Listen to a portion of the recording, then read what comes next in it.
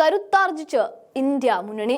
ലോക്സഭാ തെരഞ്ഞെടുപ്പിന് പിന്നാലെ പല വഴിക്കായി എന്ന് പറയപ്പെടുന്നവരുടെ മുന്നിലേക്കാണ് നെഞ്ചും വിരിച്ചു നിൽക്കാൻ പാകത്തിന് ശക്തി തെളിയിക്കുന്ന ഒരു വലിയ മുന്നണിയായി ഇന്ത്യ സഖ്യം ഒരിക്കൽ കൂടി മാറുന്നത്. ഈ സഖ്യം വിട്ടുപോയ അരവിന്ദ് കെജ്രിവാൾ നട്ടം തിരിയുന്ന കാഴ്ച കൂടിയാണ് ഇപ്പോൾ കാണാൻ സാധിക്കുന്നത്. ഡൽഹിയിൽ നിലയുറപ്പിക്കണോ, പഞ്ചാബിൽ പോകണോ, രാജ്യസഭയിലേക്ക് കയറിക്കൂടണോ ഒന്നും അറിയാത്ത ഒരു നട്ടം തിരിയൽ.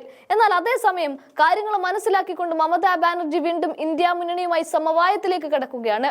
കഴിഞ്ഞ ലോക്സഭാ തെരഞ്ഞെടുപ്പിൽ UP വരെ തൂത്തുവാരിക്കൊണ്ടാണ് ഈ മുന്നണി BJPയെയും മോദിയെയും വെല്ലുവിളിച്ചത്. ഇവിടെ 400 സീറ്റ് സ്വപ്നം കണ്ടിറങ്ങിയവരുടെ എല്ലാ ചീട്ടും കീറാൻ, എല്ലാ ചിറകുമരിയാൻ ഈ മുന്നണിക്കായി എന്നുള്ളതാണ്. പല പ്രത്യയശാസ്ത്രത്താൽ മുന്നോട്ട് പോകുന്ന പല പാർട്ടികളും പല നേതാക്കളും ഒക്കെ ആയിട്ട് നിൽക്കുന്ന ഈ മുന്നണി ഒത്തുചേർന്നുകൊണ്ട് ഒരു മനസ്സായി മാറിയത് കൊണ്ടാണ് മോദി ഗ്യാരണ്ടിയെ ഉടച്ചു കളയാൻ നമുക്ക് സാധിച്ചത്. ഇവിടെ സാക്ഷാൽ സുപ്രീം കോടതിക്ക് മുന്നിലാണ് ഇപ്പോൾ ഈ മുന്നണി വീണ്ടും കരുത്ത് കാട്ടുന്നത്. ബീഹാർ വോട്ടർ പട്ടികയിൽ അത്രയും ക്രമക്കേടുകൾ തെളിവ് സഹിതം പുറത്തുവിട്ടുകൊണ്ടാണ് പ്രിയങ്ക ഗാന്ധിയും രാഹുൽ ഗാന്ധിയും മല്ലികാർജുൻ ഖർഗെയും കനിമൊഴിയും അടക്കമുള്ള സകല പാർട്ടികളിലുമുള്ള ഇന്ത്യ മുന്നണി പാർലമെന്റിന് അകത്തും പുറത്തും കനത്ത പ്രതിഷേധം അറിയിക്കുന്നത്. കോടിക്കണക്കിന് വോട്ടർമാർ വോട്ട് ചെയ്യാനാവാതെ, തങ്ങളുടെ വോട്ടവകാശം വിനിയോഗിക്കാനാവാതെ പുറത്തു നിർത്തിക്കൊണ്ടാണ് തെരഞ്ഞെടുപ്പ് കമ്മീഷൻ അവരുടെ അവസാനത്തെ വോട്ടർ പട്ടികയും പുറത്തുവിടുന്നത് എന്നിരിക്കെയാണ് സുപ്രീം കോടതിക്ക് ഇടപെടേണ്ടി വരുന്നത്.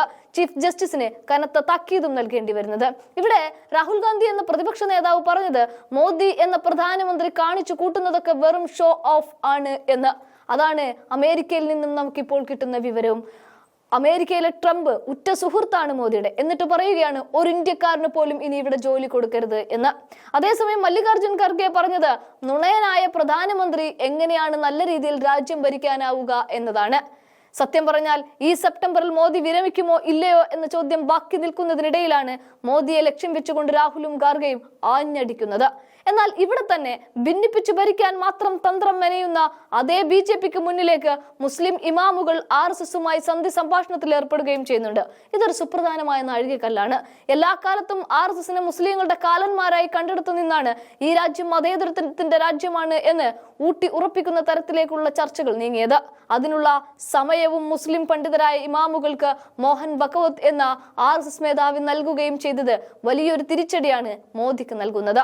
എന്തായാലും ഒരു രാത്രി തങ്ങളുടെ കുടില തന്ത്രത്താൽ 2 വർഷം ഇനിയും ബാക്കി നിൽക്കെ ഉപരാഷ്ട്രപതി ജഗദീപ് ധൻഖറിനെ രാജിവെപ്പിച്ച് പുറത്താക്കിയ നാടകം ഏറെക്കുറെ പൊളിഞ്ഞു കഴിയുമ്പോഴാണ് ഇന്ത്യ മുന്നണി ഒറ്റക്കെട്ടായി ഒരു സ്ഥാനാർത്ഥിയെ നിർത്താൻ തീരുമാനിക്കുന്നത്.